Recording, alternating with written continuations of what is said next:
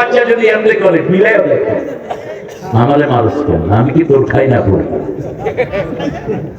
আবার আপনি যদি আদর করেন আপনাদেরও আদর করে দিবে। এই জন্য একজন সাহাবীর পরিবর্তে কি থাকলো, এটা পছন্দ করেছেন কে? আবু হুরায়রা। কুত্তার মাত্র কাউকে কয়নি, কারণ কুত্তা বিষাক্ত, কুত্তার লালা বিষাক্ত, কিন্তু কুত্তা যদি শরীরে লাগে ওদের ফরজ হয় না। কারণ মসজিদে নববীতে যখন সাহাবীরা নামাজ পড়তেন এপাশ থেকে ওপাশে কুত্তা দৌড়ে চলে যেত। কুত্তার শুকনা কুত্তা শরীরে লাগলে কোনো অসুবিধা নাই, কিন্তু কুত্তারা যারা আদর করে এক কেরাত সওয়াব শেষ। কুত্তা যারা ঘরে ঢুকায় এক কেরাত সওয়াব শেষ। কুত্তার লগে যারা শোয় তাদের এক কেরাত সওয়াব।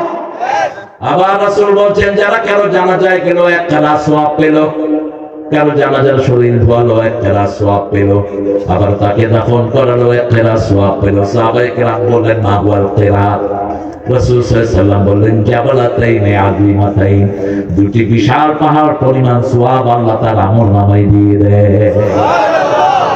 মানুষের জন্য তিনটা কাজ করবেন, জানাজা ধোয়ানো মাটি দেয়া, তাহলে 3 কেরাত সওয়াব। কয় কেরাত?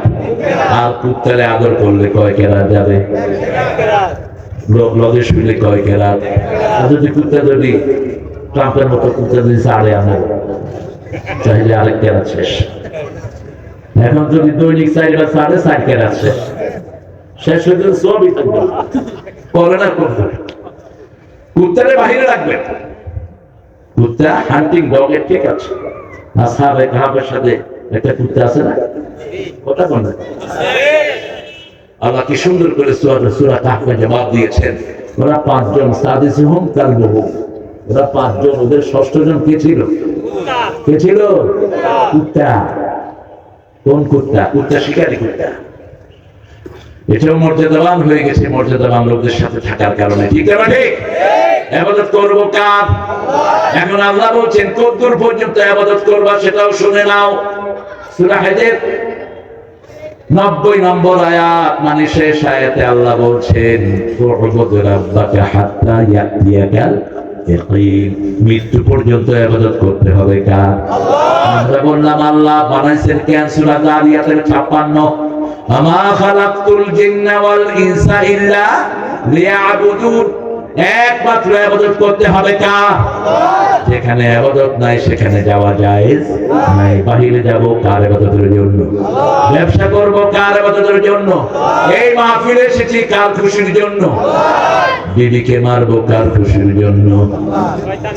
তুমি কই যাও? এই কই যাও? এদিকে চলি। আচ্ছা যা। তুমি বলা মানে ডায়াবেটিসের ভিতরে মুশকিলের ব্যাপার। এখানে মধ্যে যাদের মুখ আসে, রাসূলের ওয়াজ শুনতে শুনতে এক সাহাবী মুতে দিছে। বুখারী হাদিস। কি করছে?